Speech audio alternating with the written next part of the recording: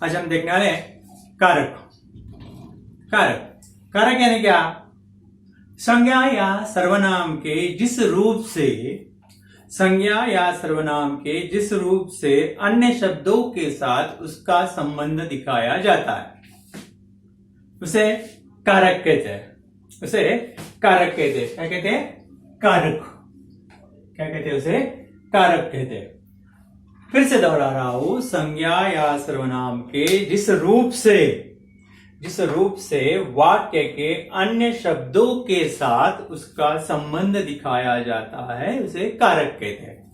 जैसे मराठी में विभक्ति प्रत्यय है ना, विभक्तियां उनके प्रत्यय है ना।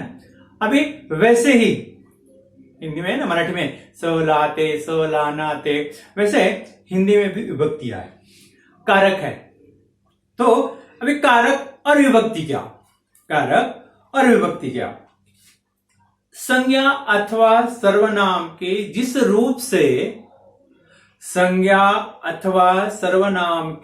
रूप से उसका संबंध वाक्य की क्रिया अथवा दूसरे शब्दों के साथ स्पष्ट होता है उसे कारक कहते हैं। कारक किसे कहते हैं? कारक की डेफिनेशन क्या है, परिभाषा क्या है? फिर से दोहरा रहा हूं, संज्ञा अथवा सर्वनाम के जिस रूप से उसका संबंध वाक्य के किसी क्रिया अथवा दूसरे शब्दों के साथ स्पष्ट होता है उसे कारक कहते हैं। ऐसा समझ में? कारक की डेफिनेशन क्या है? संज्ञा या सर्वनाम की जिस रूप से उसका संबंध वाक्य की किसी क्रिया अथवा दूसरे शब्दों के साथ स्पष्ट होता है उसे कारक कहते हैं। ये हो गया कारक यानी क्या। अभी विभक्ति यानी क्या? कारकों की पहचान के लिए कारक कैसे पहचाने? कारकों की पहचान के लिए संज्ञा या सर्वनाम के आगे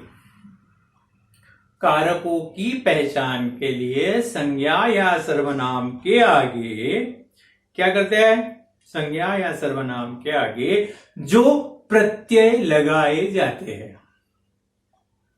कारकों की पहचान के लिए संज्ञा या सर्वनाम के आगे या संज्ञा तथा सर्वनाम के आगे जो प्रत्यय लगाए जाते हैं उन्हें विभक्तियां कहते हैं।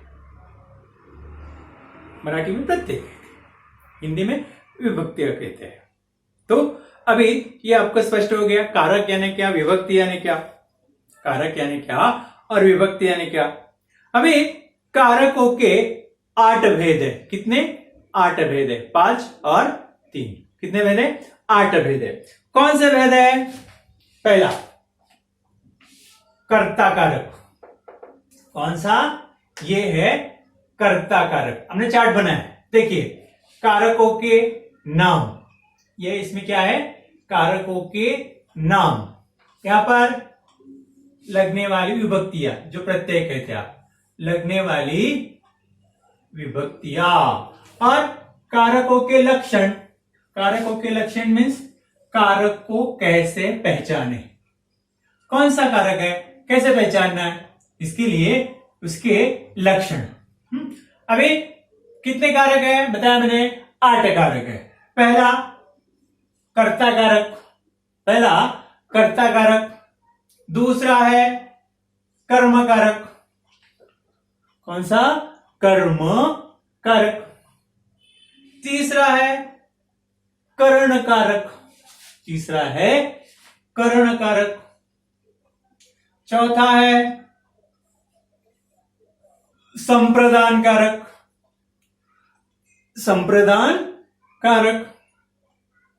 पांचवा है आपादान कारक। इसके बाद 6 छठा है संबंध कारक। कौन सा? संबंध कारक। छठा है संबंध कारक। 7वां है अधिकरण कारक। कौन सा है? अधिकरण कारक। 8वां है संबोधन कारक कौन सा है? संबोधन कारक। इस प्रकार ये कारक है, कितने कारक बताए मैंने? 8 कारक। 8 कारकों के नाम भी बताया मैंने। कर्ता कारक, कर्म कारक, करण कारक, संप्रदान कारक, अपादान कारक, संबंध कारक, अधिकरण कारक और संबोधन, और इनकी विभक्तियां। अभी कर्ता ने विभक्ति, कर्म को कौन सी विभक्ति लगती है? को, करण को से, संप्रदान को के लिए, संप्रदान को के लिए, अपादान को से विभक्ति लगती है, संबंध कारक को का, के, की, रा, रे, री, रा, रे, री, अधिकरण कारक को में और पर, में और पर, संबोधन हे, अजी, अरे, इस तरह की विभक्तियां। हमने कारक देखे, विभक्तियां देखी। अभी इनके लक्षण एक एक करके हमें देखने हैं। अभी कारकों के 8 भेद बताए। अभी एक एक के लक्षण क्या है देखिए, लक्षण और उनके एग्जाम्पल। पहला है कर्ता कारक। पहला है कर्ता कारक। कर्ता कारक किसे कहते हैं? कर्ता कारक किसे कहते हैं? संज्ञा या सर्वनाम के जिस रूप से, संज्ञा या सर्वनाम के जिस रूप से क्रिया के करने का बोध होता है, संज्ञा या सर्वनाम के जिस रूप से क्रिया के करने का या करने वाला, करने का बोध होता है, या सॉरी करने वाले का बोध होता है। क्रिया के जिस रूप से क्रिया के करने वाले का बोध होता है। क्रिया, फिर से दोहरा रहा हूं, क्रिया की करने वाले का बोध होता है, या क्रिया को करने वाला, शॉर्टकट लिखा है इधर, क्रिया को करने वाला, उसे कहते हैं कर्ता कारक। उसे कहते हैं कर्ता कारक। इसकी विभक्ति है ने। इसकी विभक्ति है ने। विभक्ति क्या है उसकी? ने। अब एग्जाम्पल देखिए, रहमान ने गाय को मारा। रहमान ने गाय को मारा। रहमान ने है यहाँ पर ने, रहमान ने गाय को मारा, ने। लक्ष्मी ने चारा खा लिया है। लक्ष्मी ने करता, लक्ष्मी करता है, रहमान करता है, क्रिया को करने वाला, उसका बोध होता है, रहमान लक्ष्मी, रहमान और लक्ष्मी। लेखक ने पहले नागर, लिखने से पहले नागर जी ने पढ़ना शुरू किया। नागर जी ने पढ़ना शुरू किया, क्रिया करने वाले नागर जी है, यानी क्या होता है? क्रिया करने वाले का बोध होता है, उसे कहते हैं कर्ता कारक। कर्म कारक दूसरी विभक्ति है कर्म कारक। ये देखिए कर्म कारक। कर्म कारक किसे कहते हैं? जिस संज्ञा या वस्तु पर क्रिया का प्रभाव पड़ता है। क्रिया मीन्स कार्य। क्रिया मीन्स कार्य। जिस व्यक्ति या वस्तु पर क्रिया का प्रभाव पड़ता है उसे कर्म कारक कहते हैं। फिर से दोहरा रहा हूं, जिस व्यक्ति या वस्तु पर क्रिया का प्रभाव पड़ता है, कार्य का प्रभाव पड़ता है, उसे कर्म कारक कहते हैं। इसे कहते हैं कर्म कारक। कैसे? कैसे? देखिए अभी कर्म कारक, उसकी विभक्ति है को, विभक्ति है को। फिर लक्षण कैसे पहचाने कर्म कारक को? जिस पर क्रिया का प्रभाव पड़ता है। किस पर पड़ता है? कर्म पर, इसलिए वो कर्म कारक। क्या है लक्षण? जिस पर क्रिया का प्रभाव पड़ता है उसे क्या कहते हैं? कर्म कारक कहते हैं। काकी पूड़िया देखकर प्रसन्न हो गई। काकी पूड़िया देखकर प्रसन्न हो गई। क्रिया कौन सी है? देखने की। देखने की क्रिया किस पर हुई है? पूड़ियों पर। पूड़ियों पर। फिर पुड़िया क्या है? कर्म। मानू ने सिरचन को पान दिया। क्या दिया? पान। पान देने की क्रिया किस पर हुई है? पान पर हुई है। हमने बाबूजी के निजी सचिव को बुलाया। हमने बाबूजी के निजी सचिव को बुलाया। सचिव, बुलाने की क्रिया किस पर? सचिव। निजी सचिव। सचिव ये क्या है? कर्म। तीसरा है करण कारक। तीसरा करण कारक। तीसरा है करण कारक। विभक्ति है उसकी से। विभक्ति है से। फिर इसके लक्षण क्या है? कैसे पहचाने करण कारक को? उसके लक्षण क्या है करण कारक के?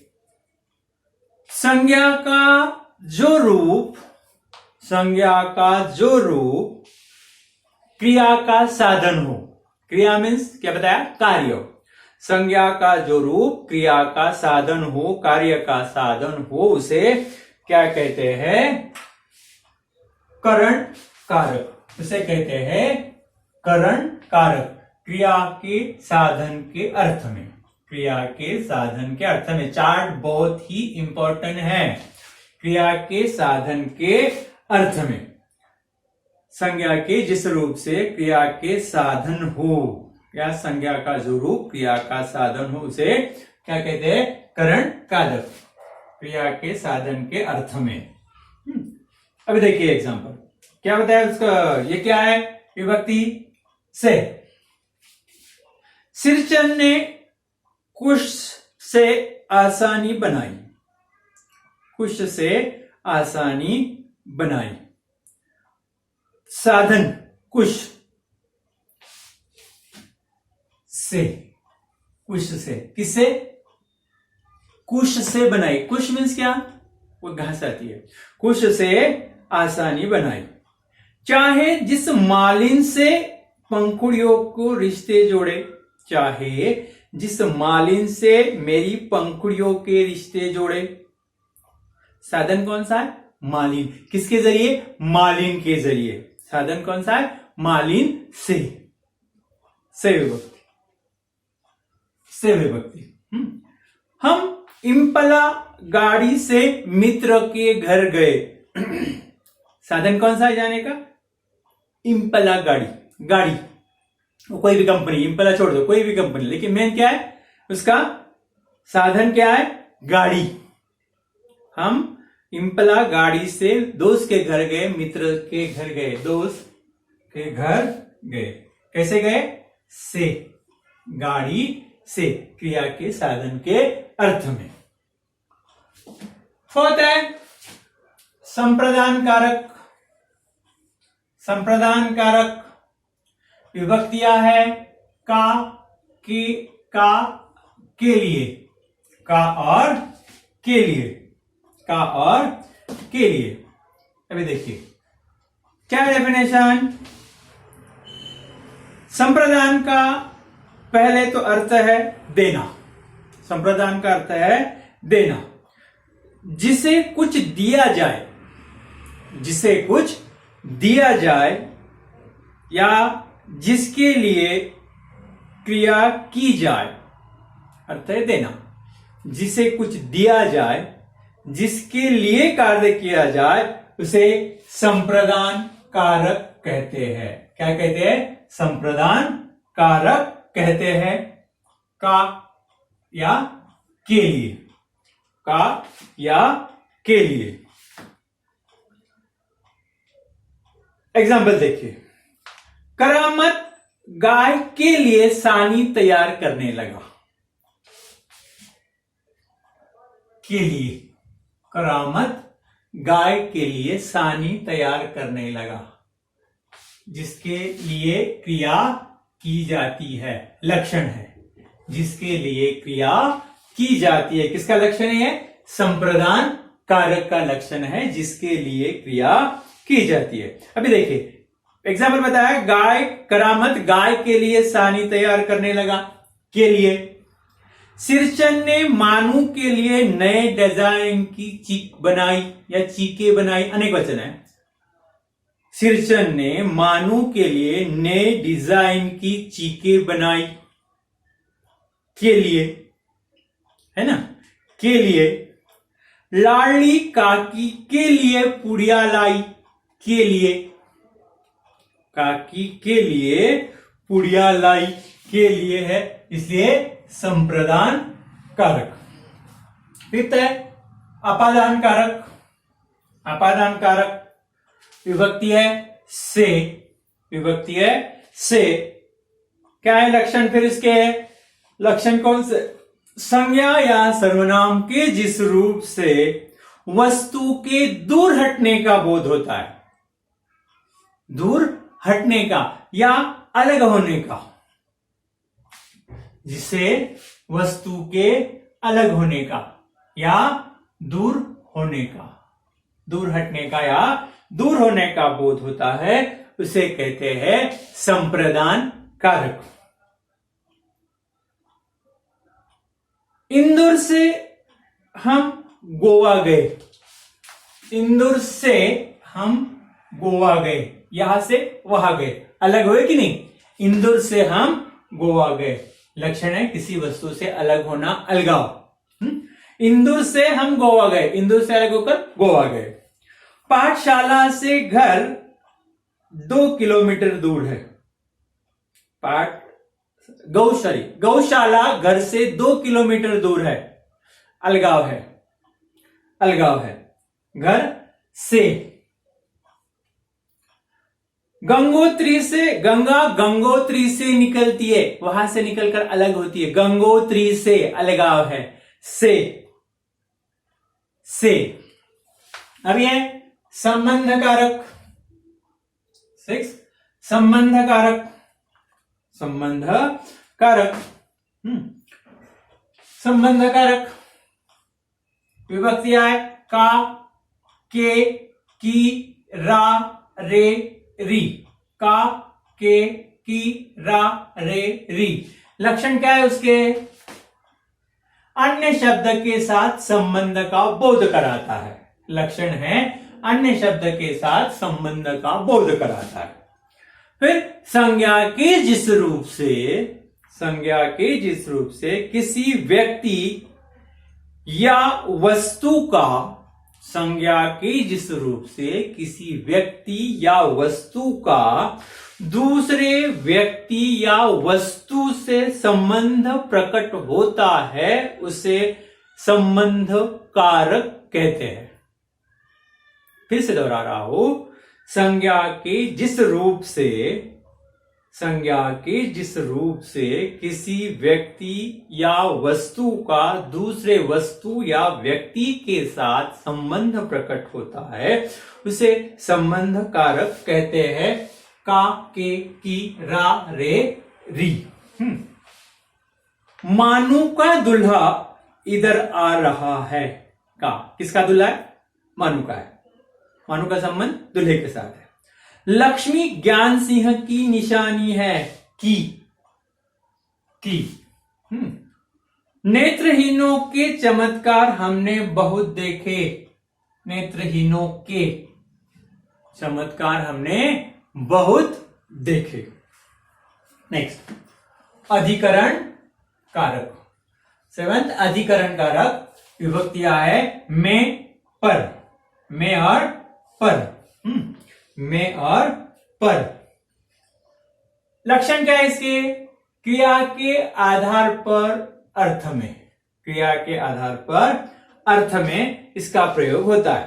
देखिए, संज्ञा के जिस रूप से, संज्ञा के जिस रूप से क्रिया अर्थात क्या बताया? कार्य।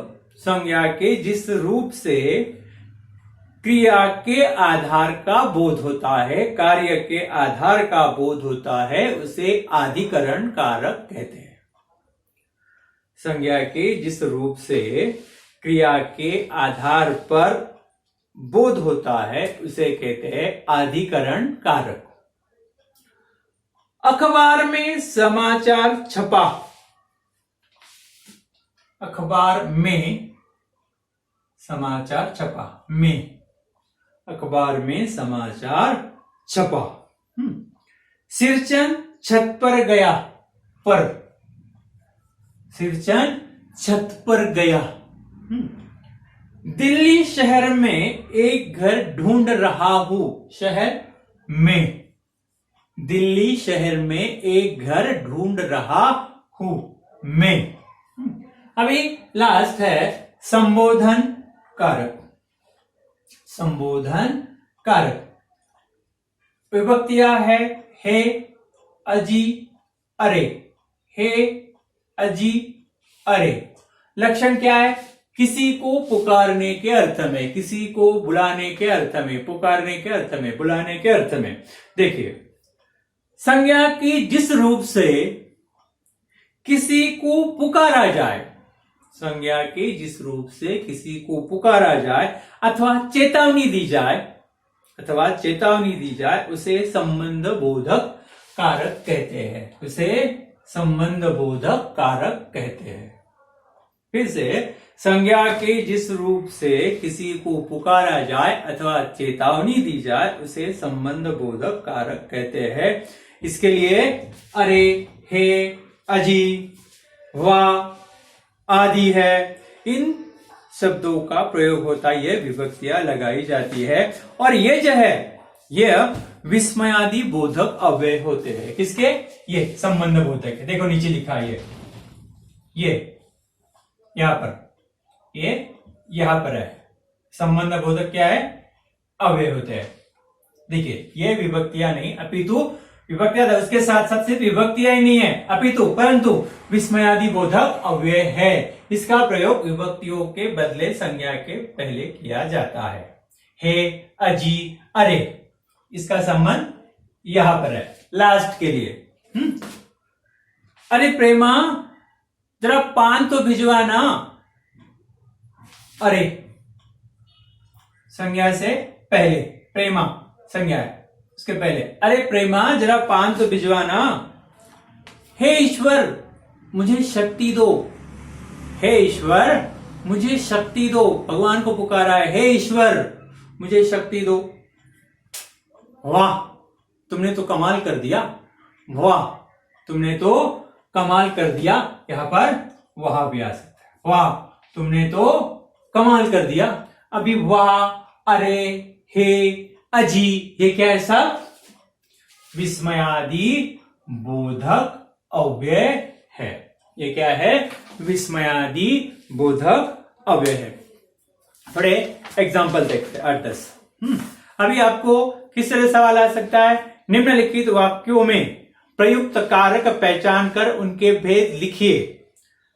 निम्नलिखित वाक्यों में प्रयुक्त कारक पहचान कर उनके भेद लिखिए। कारक पहचानने के लिए आधा मार्क्स है और भेद लिखने के लिए आधा मार्क्स है। ध्यान में रखिए, सिर्फ भेद पहचान के लिखा है तो आपको कुल अंक नहीं मिलेंगे, पूरे अंक नहीं मिलेंगे, हाफ ही अंक मिलने वाले हैं। पहले कारक को पहचानना है, उसके बाद क्या लिखना है? भेद लिखने हैं। सबके अपने अपने रिवाज है। सबके अपने अपने रिवाज है। संबंध कारक। गोवा राज्य 2 भागों में बटा है। 2 भागों में बटा है। गोवा राज्य 2 भागों में बटा है। क्या है? अलगाव है कि नहीं? किधर है? 2 भागों में बटा है। क्या है? अलगाव है। 2 भागों में बटा है। क्या है? अलगाव है। भागों में अलगाव है, इसलिए वह अधिकरण कारक। मैंने उन्हें जल्दी से चाय पिलाई।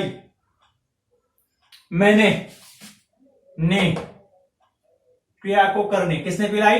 मैंने, कर्ता, कर्ता कारक। नदी अपने किनारों को तोड़ती हुई आगे बढ़ जाती है।